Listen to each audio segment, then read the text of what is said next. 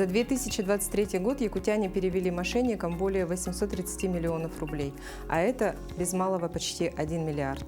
Страшная цифра на самом деле, учитывая, что страдают от действий мошенников в основном работающие граждане в возрасте от 20 до 50 лет.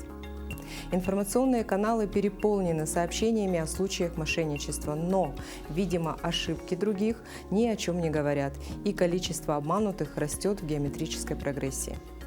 Складывается впечатление, что люди предпочитают учиться на своих собственных ошибках, а мало кто следует народной мудрости «на чужих ошибках учатся». Так где же черпать те знания, которые помогут нам сберечь свои деньги? Как научиться навыкам по защите собственных финансов от действий мошенников? Обо всем, что касается темы защиты и борьбы с финансовым мошенничеством, мы расскажем сегодня в нашей передаче про деньги.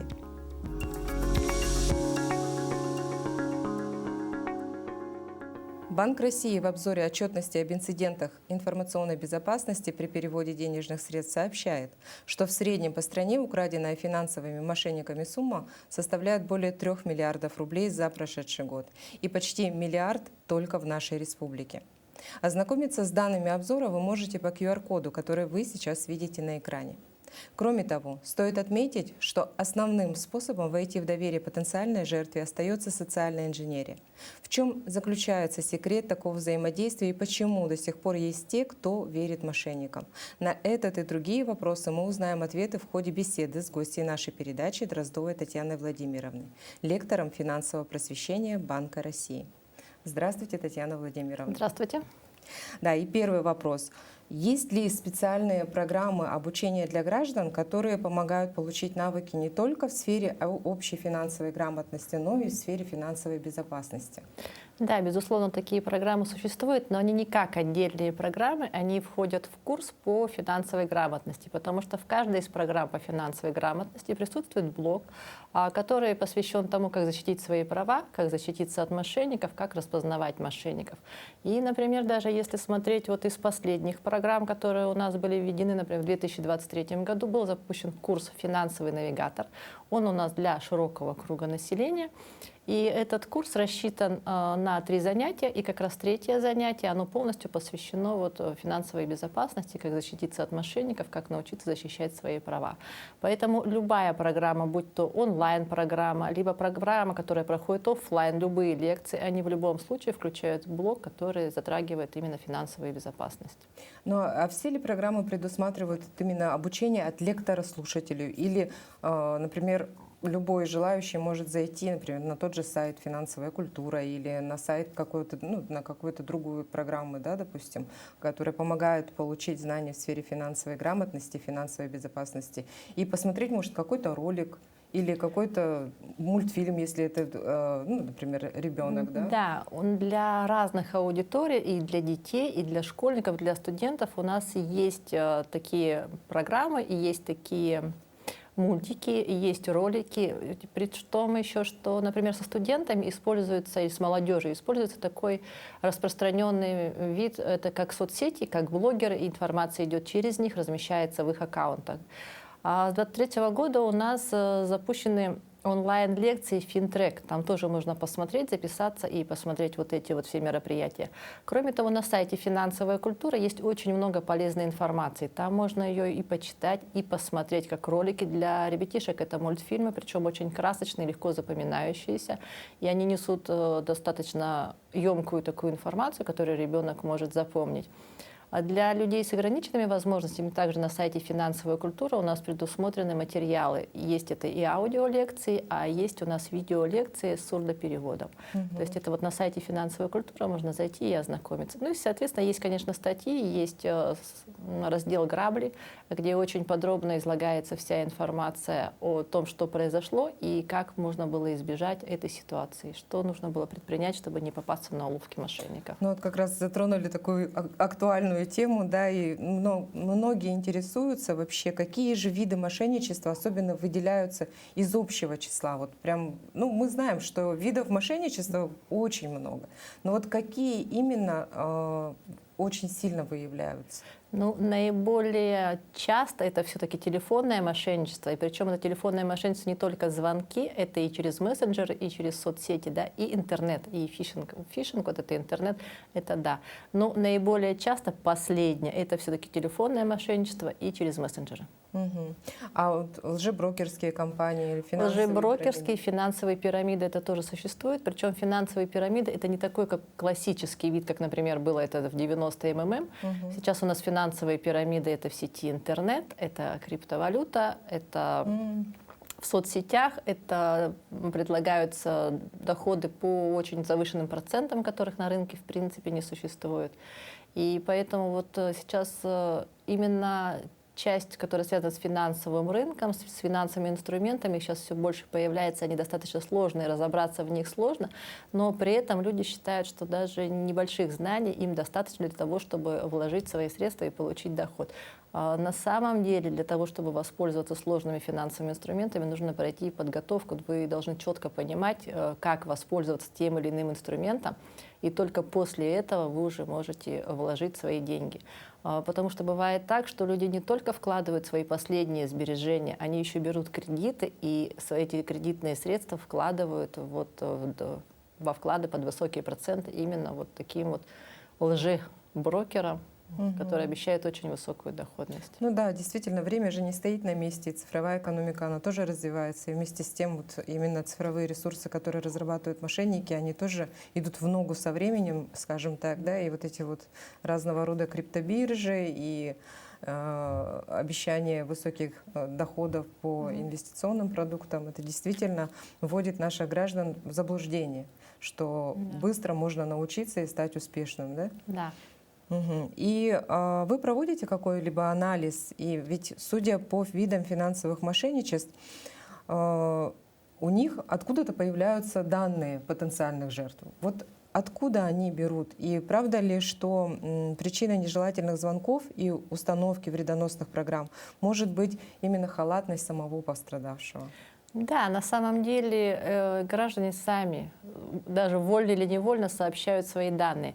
Очень часто свои данные вводятся на фишинговых сайтах, то есть когда какие-то покупки в интернете совершаются, когда люди просто лазят, скажем так, на просторах интернета, они иногда вводят свои данные на каких-то сайтах, они абсолютно не задумываются о том, что даже небольшая о них информация, она позволяет мошенникам позвонить им и начать с ними разговор. Конечно, все считают, что это утечка данных из банков, из мобильных операторов, но на самом деле и банки, и мобильные операторы, у них базы данных очень хорошо защищены. И вот мы никогда, например, не задумываемся, когда мы приходим в магазин, и чтобы оформить себе бонусную карту, мы с легкостью сообщаем свои персональные данные: фамилия, имя, отчество, номер телефона, адрес электронной почты. Абсолютно верно. И вот здесь как раз нельзя сказать, что магазины специально их, например, продают или сливают в сеть. Нет, ну просто эти данные наименее защищены. То есть у них нет такой системы защиты, как у банков, у мобильных операторов, у государственных структур. И вот довольно часто именно вот эти вот данные попадают в сеть, а этого вполне достаточно для того, чтобы начать разговор или найти какую-то информацию в соцсетях. Молодежь очень много публикует о себе информации, например, ВКонтакте, да, в Телеграме, в соцсетях. Очень часто они фотографируют какие-то свои паспортные данные, свои платежные карты и пересылают их в тех же мессенджерах. Все это может попасть мошенникам в руки, и этого достаточно для того, чтобы вот начать разговор и втереться в доверие к вам. Да.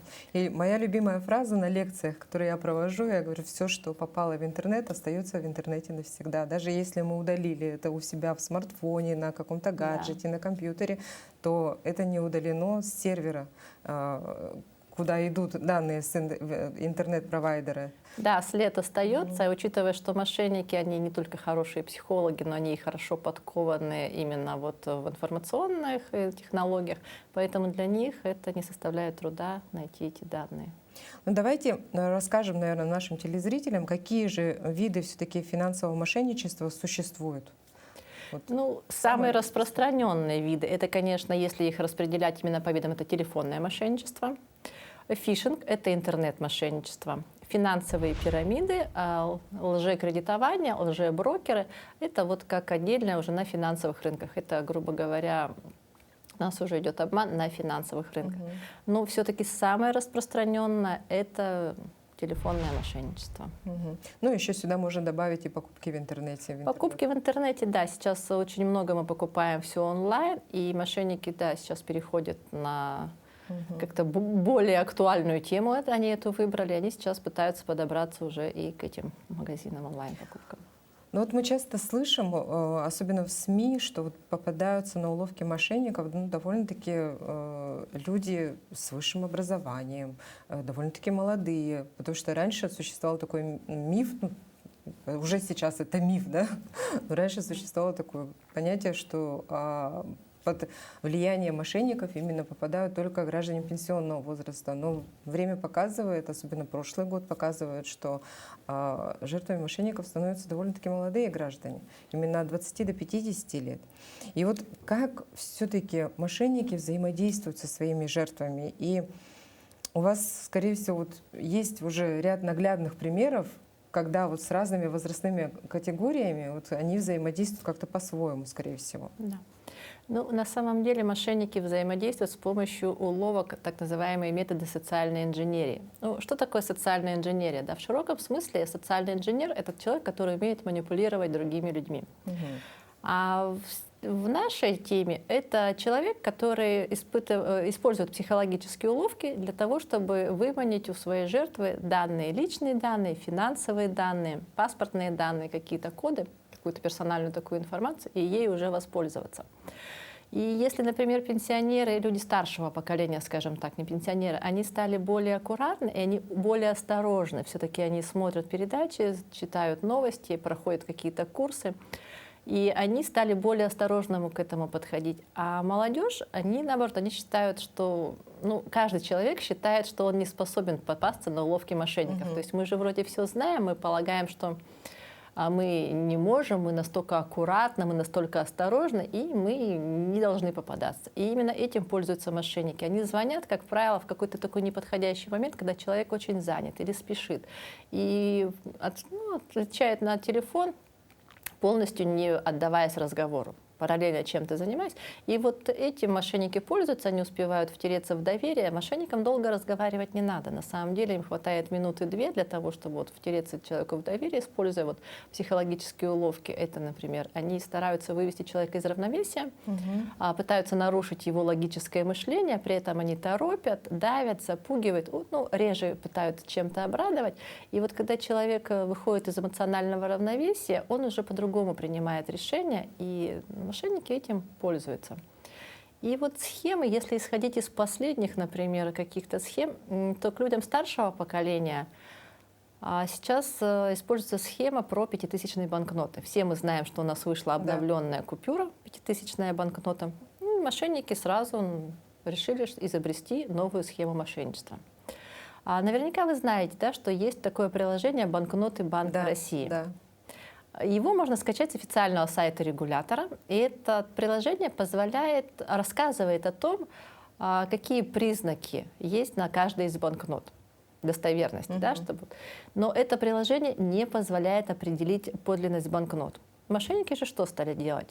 Они звонят либо пишут и говорят: вышла новая пятитысячная банкнота, вот для того, чтобы ее не подделали, чтобы вы понимали, что она подлинная, вам нужно скачать приложение, которое позволяет определить подлинность этой банкноты. И предлагают прислать ссылку, по которой вы переходите, и, скачивая это приложение, вы якобы сможете проверить подлинность банкноты.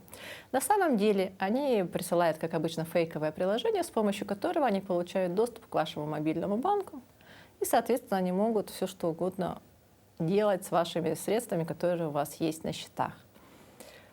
Есть еще под видом социальных работников, они ходят по домам. Почему я говорю, что это больше люди старшего поколения сюда могут попасть под это воздействие? И они предлагают обменять пятитысячные купюры, старые, на новые. Опять же, они говорят, что якобы старые пятитысячные купюры выйдут из оборота, и их обязательно нужно поменять на эти новые, обновленные. При этом они предлагают им поддельные банкноты, и люди соглашаются. Что здесь надо знать? Во-первых, приложение банкноты Банка России, оно не позволяет определить именно подлинность, оно позволяет посмотреть, какие признаки подлинности есть на каждой банкноте, чтобы вы самостоятельно могли их на свет, на ощупь определить. И потом эти банкноты новые пятитысячные, они также входят в оборот, и они будут наравне со старыми банкнотами. Нет необходимости их одномоментно менять. Поэтому вот это вот следует учитывать. То есть все-таки мошенники учитывают то, что есть как-то вот память у человека, да, что вот в 90-е годы, когда у нас менялась, проходила деноминация и так далее, да, то есть когда у нас менялись купюры, и они помнят, как люди несли, меняли, обменивали в банках эти купюры, и вот, то есть напоминают как бы людям об этом, Да. не дают забыть. Вот, и поэтому это именно к старшему поколению, то есть они четко разграничивают, какой возрастной категории какую схему лучше применить.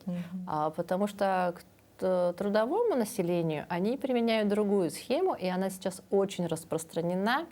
И здесь попадаются люди, которые работают, потому что им приходит информация якобы от их руководителей, которые им пишут в мессенджерах о том, что вот сейчас с вами свяжется сотрудник правоохранительных органов, и вы должны с ним переговорить, там, помочь в обнаружении каких-то мероприятий. Вот. При этом связываться со мной нельзя, потому что меня либо прослушивают, либо это вот такая тайная информация, у меня сейчас нет времени, но с вами через некоторое время свяжется сотрудник правоохранительных органов. И действительно, человек пытается как бы связаться со своим непосредственным руководителем, у него это не получается, тот либо занят, либо не отвечает на звонки, и тут звонит якобы сотрудник правоохранительных органов. Причем из последних новинок, что они стали сделать, они звонят по видеосвязи. Они считают, что если ты человеку позвонил по видеосвязи, ты показываешь свое лицо, то есть ты таким образом вызываешь доверие. И на самом деле люди доверяют. У них тоже вот проявляется такое: ах, этот человек звонит мне по видеосвязи, мошенник мне не может звонить и не может показывать свое лицо. Ну, мы не будем забывать, что сейчас у нас есть искусственный интеллект, и все это лицо можно изменить, и все настройки, все геоданные, геопозицию, все это можно сделать вне зависимости от того, где человек находится. Но, тем не менее, мошенники пока еще вот научились пользоваться этим. И вот уже исходя из этого, сотрудники правоохранительных органов убеждают, что они проводят какие-то следственные действия, и им необходима именно ваша помощь. При этом все должно быть в строгой секретности, чтобы не спугнуть мошенников. И вот в данном случае бывает так, что они пытаются либо уговорить вас перевести ваши денежные средства, которые у вас есть на вкладе, на некий безопасный счет, либо взять кредит. Что самое это страшное, что люди мало того, что они переводят свои сбережения, они берут кредиты и переводят их мошенников, и при этом остаются должными еще и банку. А здесь что следует запомнить? Некого безопасного счета, который открывается в Центральном банке Российской Федерации, его не существует. Сотрудники Центрального банка Российской Федерации никогда не звонят клиентам, потому что мы с физическими лицами не работаем как с физическими. То есть мы не принимаем вклады, не выдаем кредиты, не выпускаем банковские карты. И поэтому, соответственно, напрямую работать с физическими лицами мы не можем. Этим занимаются коммерческие банки. И поэтому, если вам звонят сотрудники Центрального банка Российской Федерации, вы смело можете положить трубку, потому что это однозначно мошенники. Сами сотрудники Центрального банка вам сразу первыми звонить не будут. Ну это да, это же нужно запомнить, дорогие телезрители, как принять уже вот как аксиому, что ни один сотрудник банка, ни сотрудник Центрального банка просто так вам, как клиенту, звонить не будет. Никаких безопасных счетов нет. И брать кредиты, чтобы оформить встречный кредит или отменить оформленный мошенниками на вас кредит, тоже не стоит. И давайте уже четко расскажем нашим телезрителям, как же все-таки распознать мошенника. Вот с первых слов, чтобы наши зрители понимали, как общаются мошенники, что они говорят. Ну, на самом деле распознать мошенника, конечно, сложно, но в то же время и легко. Есть несколько признаков, которые в совокупности говорят о том, что с вами разговаривают мошенники. Ну, первый признак — это на вас выходят сами. То есть человек, который вам звонит, пишет, он первым выходит с вами на контакт, и пытается с вами завести разговор. На самом деле вот именно легенды, она может быть любой легендой. Они могут придумывать и вот кредит, там, и перевести деньги на некий безопасный счет, и что-то еще. Но они всегда будут говорить с вами о деньгах. Всегда речь идет о деньгах. Это вот второй признак. Третий признак: вас пытаются либо обрадовать, либо запугать, то есть оказать на вас какое-то психологическое давление, чтобы вывести вас из равновесия, из эмоционального равновесия, да, чтобы ваша логика вот, мышления нарушилась. И так поступают вот только мошенники. Это вот третий такой признак. И в совокупности, уже имея эти три признака, уже можно смело положить трубку. Да? Но тем не менее люди иногда продолжают разговор, и далее следующий признак: на вас начинают давить. Вот мошенники всегда давят. Например, если сотрудники каких-то организаций звонят вам с предложением, с той же рекламой, да, они могут, но они никогда не будут на вас давить принять решение прямо сейчас, сообщить какую-то информацию прямо сейчас. Вот они же, как правило, говорят, вот здесь и сейчас 2 минуты, и будет поздно, вы уже ничего не сможете исправить. На самом деле такого не бывает. Это вот самый, наверное, уже основной признак, один из основных, да, что на вас начинают давить, торопить и заставить принять решение прямо сейчас. Ну и последний признак: когда уже однозначно надо просто положить трубку, у вас пытаются выяснить какие-то персональные данные. Пусть это будет PIN-код, либо код из СМС-оповещения, либо код с обратной стороны карты, CVV, либо CVC. Код — это вот 3 цифры с обратной стороны карты. То есть это вот самый последний признак, который говорит о том, что с вами разговаривает мошенник. Потому что ни сотрудники правоохранительных органов, ни сотрудники кредитных организаций, ни тем более сотрудники Центрального банка, они никогда не будут спрашивать эти персональные данные. Эти персональные данные у сотрудников официальных, они есть, и они им не нужны. И даже при переводе, например, денег на якобы какой-то безопасный счет, которого не существует, они же, опять же, просят какие-то пин-коды, коды из СМС. Этого не может быть, это однозначно мошенники. И вот эти основные 5 признаков мошенников, которые можно распознать именно вот по таким данным. И как же реагировать на подозрительный звонок или сообщение? Ну, на самом деле, наверное, если вы чем-то заняты, все-таки нужно отвлечься от любых других дел. Если вы понимаете, что вам звонит какой-то незнакомый номер, вы слышите какой-то незнакомый голос, и нужно сосредоточиться на звонке. Если у вас совсем нет времени, нужно взять паузу, и можно попросить собеседника перезвонить. Сказать: вы извините, мне сейчас неудобно, не могли бы вы мне перезвонить через какое-то время? Если это сотрудники каких-то официальных структур, как даже тех же банков, например, или магазинов, которые звонят, там, пусть с рекламой, с какими-то, они скажут: хорошо, в какое время вам удобно перезвонить. Мошенники никогда не соглашаются, чтобы перезвонить. Они говорят, что нет, информация важна прямо сейчас, и они пытаются вот вас убедить, что нужно поговорить прямо сейчас и принять решение. И в этом случае все-таки вы сами должны взять паузу и просто положить телефон. Конечно, у вас останется тревожное состояние, потому что человек уже вывел вас из равновесия.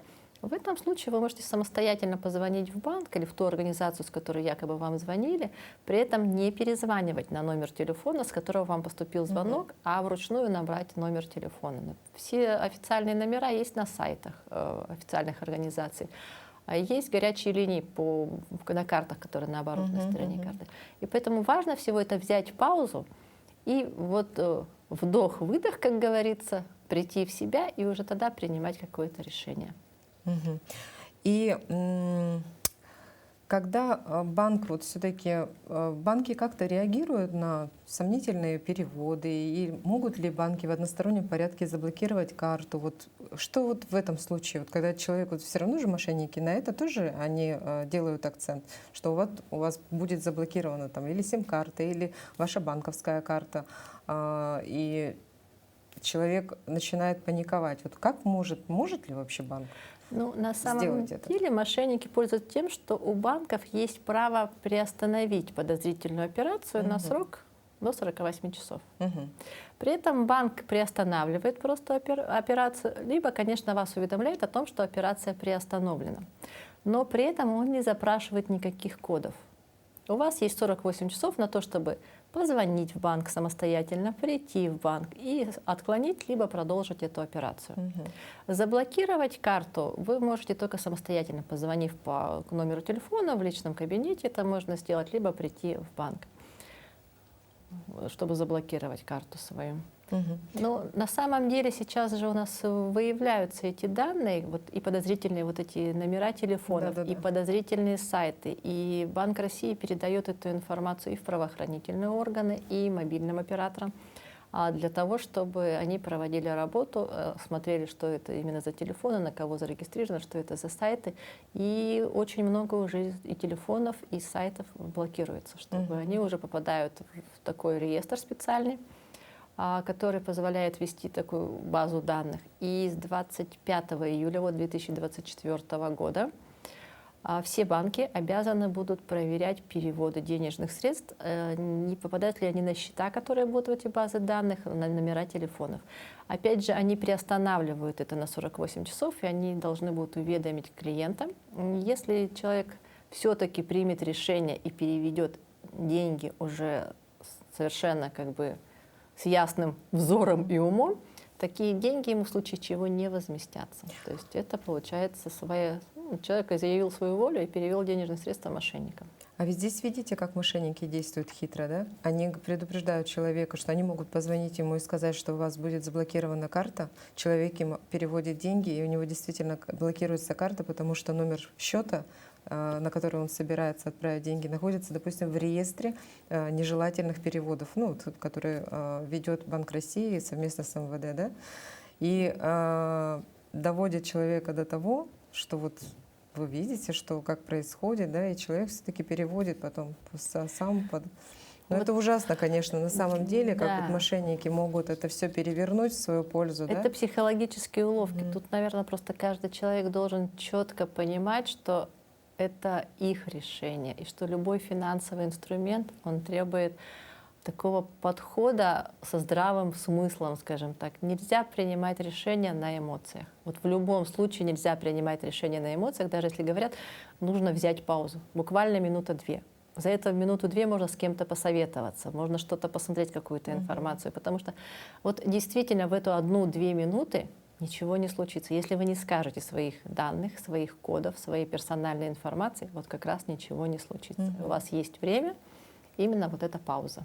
Тут я вспоминаю как раз вот время из своего детства, когда мы переводили деньги только с помощью почтовых переводов, где нужно было полностью указывать там, фамилию, имя, отчество получателя перевода, точный адрес, там, чуть ли не паспортные данные человека, который должен получить деньги. И вот думаю, как же нам этого сейчас не хватает, да? То есть почти, если бы такое действовало сейчас, то мы бы всех мошенников буквально знали в лицо, как говорится. Да. И что же делать все-таки человеку, который стал жертвой мошенников? Ну, в первую очередь, если вы все-таки попались на уловки мошенника, первое, что нужно сделать, это заблокировать свою карту. Это можно сделать, как я уже сказала, позвонив в колл-центр банка, можно в личном кабинете. И если так получилось, что вы дали доступ к своему личному кабинету, то, соответственно, нужно обратиться тоже в банк, чтобы поменять пароли, чтобы сменить свой аккаунт, чтобы все это было заблокировано, чтобы в первую очередь это нужно вот прекратить доступ мошенникам к своим счетам, блокируя карту, изменяя пароли, изменяя свои аккаунты, изменяя свои данные вот самостоятельно. Второе, это нужно написать заявление в правоохранительные органы. Именно правоохранительные органы будут разбираться этой ситуацией и будут вот проводить все мероприятия, все необходимые мероприятия. Ну, а чтобы вот не допустить такого, вот, наверное, уже 155 раз или миллионный раз я повторю, да, никогда, пожалуйста, не сообщайте свои персональные данные, личную информацию, фамилия, имя, отчество, данные карты. Это и ПИН-коды, и коды с обратной стороны, это срок действия карты.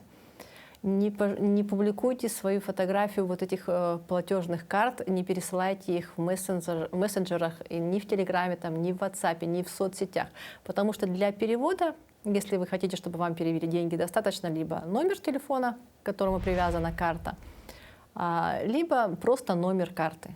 Этой информации вполне достаточно для того, чтобы перевести вам деньги. Вся остальная информация, она лишняя, и этим могут воспользоваться мошенники.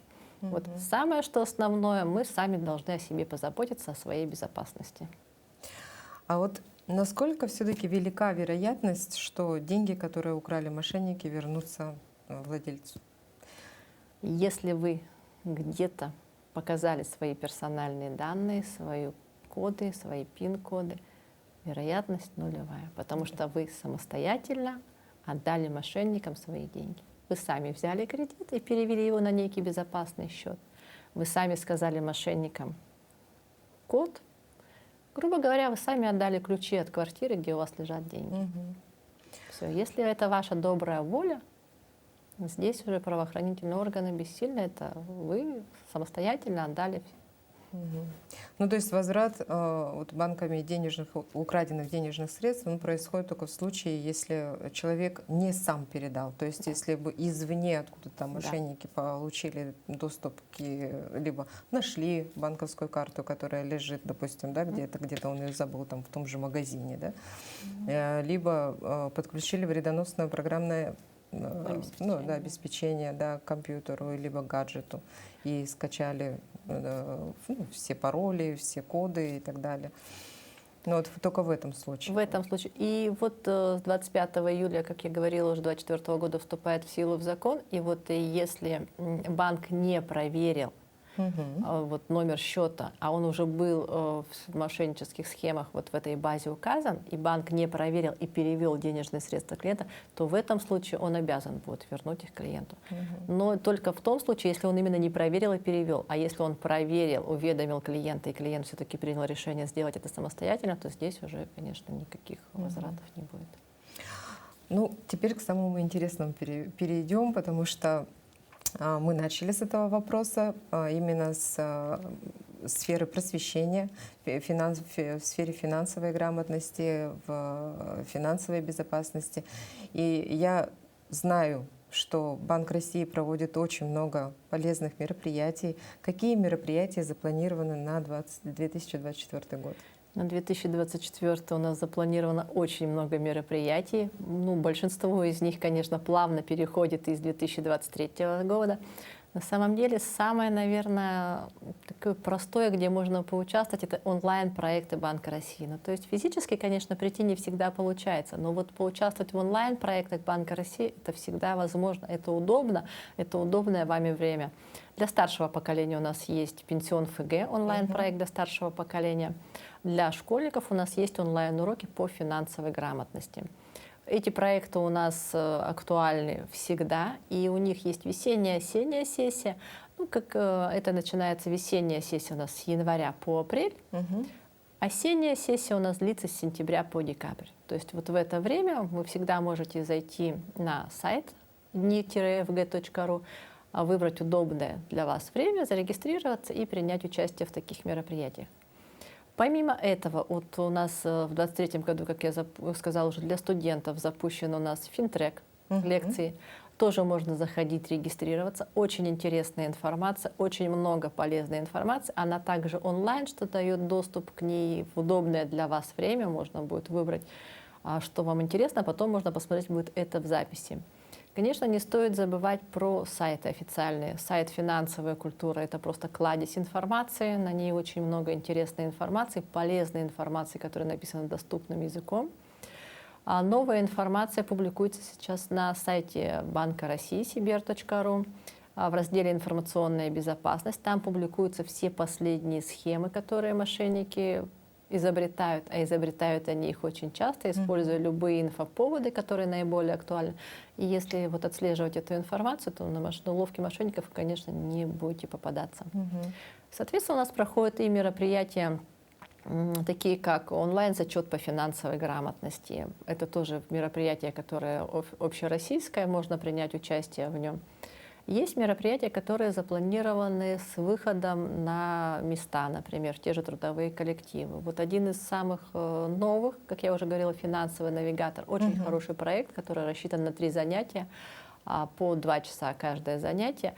Но именно этот финансовый курс, он позволяет более глубоко погрузиться в какую-то тему, разобрать какие-то практические занятия. И вот исходя из отзывов слушателей, вот мы проводили, 4 раза мы провели в 2023 году, прямо положительные отзывы, и люди говорят, что на самом деле этот финансовый курс, он дает возможность как-то по-новому взглянуть на преподносимую информацию, учитывая, что есть рабочие тетради, и мы рассматриваем какие-то практические занятия, рассматриваем практические вопросы. А все это бывает, и мы переходим там и на сайт «Финансовая культура», вот все эти калькуляторы, все это мы вот просматриваем. Они говорят, очень полезный курс, который встряхивает мозг. Конечно. И дает по-новому вот взглянуть на всю эту информацию. Очень много есть публикаций. Сейчас и СМИ публикуют много очень информации, очень много роликов везде проявляется. И я так понимаю, что вот у нас в Якутске, в республике общественность тоже была взбудоражена тем, что у нас очень много хищений вот происходит. И сейчас будет запланировано очень много мероприятий, которые будут проводиться, которые и с телевидением, и со средствами массовой информации все это будет. 27 декабря прошел круглый стол совместно с Министерством инноваций, и там как раз было принято решение. Этот круглый стол был посвящен теме финансовой безопасности и кибермошенничеству. И как раз там было принято решение вот о составлении некой такой дорожной карты мероприятий с участием разных организаций, и которые будут проводить вот такие точечные прям взаимодействия с целевой аудиторией, да, потому что действительно трудовые коллективы — это очень важно, что нужно прям, видимо, ходить по организациям и как такое некое паломничество, да, рассказывать о том, какие есть методы защиты от финансовых мошенников. Спасибо вам большое, Татьяна Владимировна, за то, что вы пришли к нам в гости в нашу передачу и рассказали так много интересного, а самое главное — полезного. Я надеюсь, что после нашего выпуска многие задумаются о том, как правильно разговаривать по телефону. Спасибо за приглашение. И я желаю всем нашим слушателям и телезрителям быть внимательными и подходить к выбору и финансовых инструментов, и принятию решений очень взвешенно и обдуманно, и не поддаваться, конечно, на уловки мошенников.